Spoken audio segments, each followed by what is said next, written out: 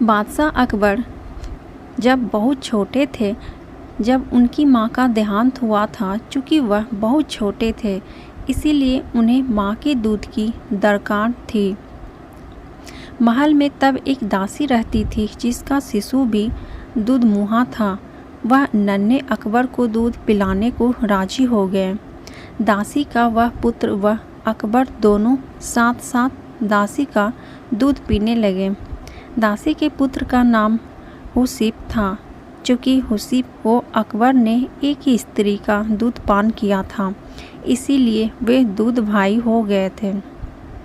अकबर को भी लगाव था हुसीब से। समय बीतता रहा, अकबर बादशाह बन गए और देश के सर्वाधिक शक्तिशाली सम्राट बने। लेकिन हुसीब एक मामूली दरबारी तक ना बन पाया। उसकी मित्रता जुआरियों के साथ थी और कुछ ऐसे लोग भी उसके साथ थे जो पैसा फिजूल बहाया करते थे। एक समय ऐसा आया जब हुसीब के पास 2 समय के भोजन के लिए भी पैसा पास ना था। लोगों ने तब उसे बादशाह के पास जाने को कहा। हुसीब ने बादशाह अकबर के पास जाने की तैयारी शुरू कर दी। हुसीब के दरबार में पहुंचते ही बादशाह ने उसे ऐसे गले लगाया जैसे उसका सगा भाई हो। लंबे अरसे के बाद हुसीब को देख बादशाह बेहद खुश थे। उन्होंने उसकी हर संभव सहायता करनी चाहिए। हुसीब को अकबर ने दरबार में नौकरी दे दी। रहने के लिए बड़ा मकान, नौकर चाकर, घोड़ा गाड़ी भी थी। निजी खर्च के लिए एक मोटी रकम हर महीने उसको मिलती थी।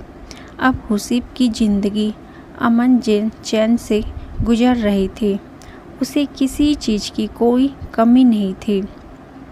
यदि तुम्हारी कुछ और ज़रूरत हो तो बेहिचक कह डालो, सब पूरी की जाएगी। बादशाह ने हुसीब से कहा।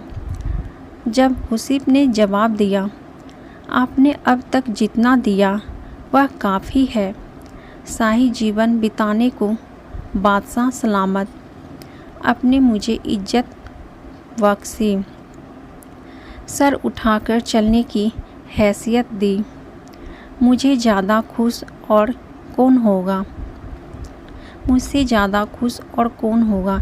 मेरे लिए यह भी फ़ख्र की बात है कि देश का सम्राट मुझे अपना भाई मानता है। और क्या चाहिए हो सकता है मुझे कहते हुए उसने सिर खुजाया, होठों पर एहसान भरी मुस्कान दी। लेकिन लगता था उसे कुछ और भी चाहिए था। वह बोला, मैं महसूस करता हूँ कि बीरबल जैसे बुद्धिमान व योग्य व्यक्ति के साथ रहूँ। मेरी ख्वाहिश है कि जैसे बीरबल आपका सलाहकार है, वैसा ही मुझे भी कोई सलाहकार देने वाला हो। बादशाह अकबर ने हुसीब की यह इच्छा भी पूरी करने का फैसला किया। उन्होंने बीरबल को बुलाकर कहा, हुसीब मेरे भाई जैसा है। मैंने इसे जीवन के सभी ऐशो आराम उपलब्ध करा दिया है, लेकिन अब वह तुम्हारे जैसा योग्य सलाहकार चाहता है। तुम अपने जैसा, बल्कि यह समझो अपने भाई जैसा कोई व्यक्ति लेकर आओ जो हुसीब का मन बहला सके। वह बातूनी ना हो, पर जो भी बोले नापातुला बोले। उसकी बात का कोई मतलब होना चाहिए। समझ गए ना कि मैं क्या चाहता हूँ? पहले तो बीरबल समझ ही ना पाया कि बादशाह ऐसा क्यों चाहते हैं। उसे हुसीब में ऐसी कोई खूबी दिखाई ना देती थी। जी हुजूर, बीरबल बोला, आप चाहते हैं कि मैं ऐसा आदमी खोज कर लाऊं जो मेरे भाई जैसा हो। ठीक समझे हो, बादशाह ने कहा। अब बीरबल सोचने लगा कि ऐसा कौन हो सकता है जो उसके भाई जैसा हो। हुसीब भाग्यशाली है जो बादशाह उसे अपना भाई मानते हैं और उसे सारे ऐशो आराम उपलब्ध करा दिए हैं। लेकिन बीरबल को हुसीब की यह मांग चयित नहीं की। उसके पास भी बीरबल जैसा सलाहकार हो। बादशाह बेहद सम्मान करते थे बीरबल का, और बीरबल भी बादशाह पर जान छिड़कता था। लेकिन हुसीब तो इस लायक कतई नहीं था।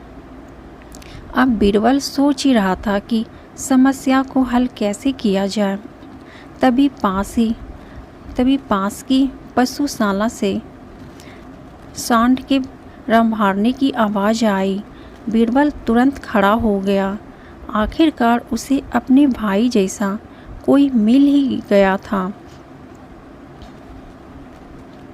अगले दिन उस सांड के साथ बीरबल महल में जाकर अकबर के सामने खड़ा हो गया।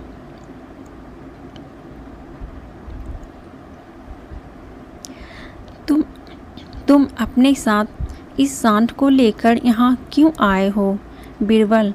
अकबर ने पूछा। यह मेरा भाई है, बादशाह सलामत बीरबल बोला। हम दोनों एक ही माँ का दूध पीकर बड़े हुए हैं, गौ माता का दूध पीकर, इसीलिए यह सांड मेरे भाई जैसा है। दूध भाई। यह बोलता भी बहुत कम है।